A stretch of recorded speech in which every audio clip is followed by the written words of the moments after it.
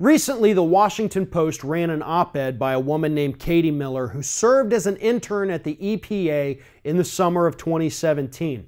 During her time there, Katie says that she was instructed to go through social media for the Environmental Protection Agency, as well as the agency's own website, and remove mentions of climate change from both tweets and official documents and web pages of the EPA. This report has been corroborated and confirmed by other people who worked with Katie at the EPA at the time.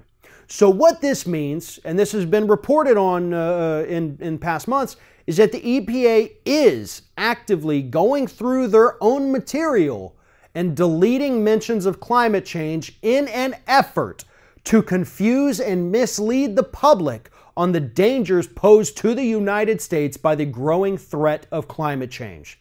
Just recently, Donald Trump told us that because it's cold, because we were going to experience the coldest New Year's Eve ever in places like New York City, and because we've got this massive winter storm about to barrel down on the Northeast, because of all of that, climate change obviously can't be real because it's cold and snowing in the winter in the United States, which it pretty much does every year.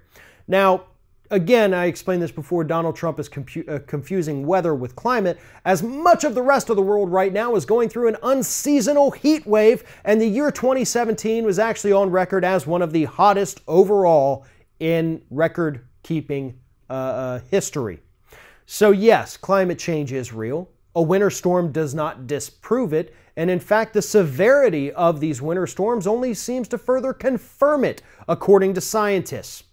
But here's the thing, the EPA is once again choosing to bury their heads in the sand, pretend that climate change doesn't exist because they think if they don't talk about it, if they don't mention it, it's not actually happening.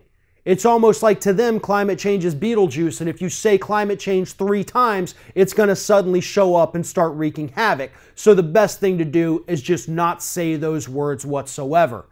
And to be honest, it actually has less to do with keeping the public in the dark as it does with keeping the fossil fuel industries happy.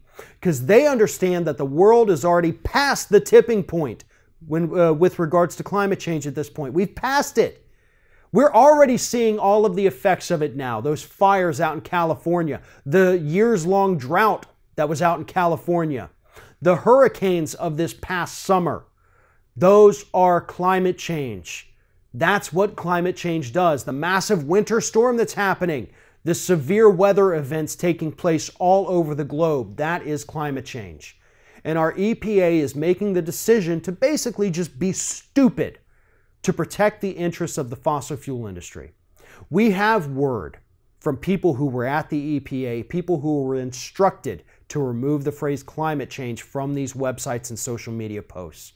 We know that this is what they're doing.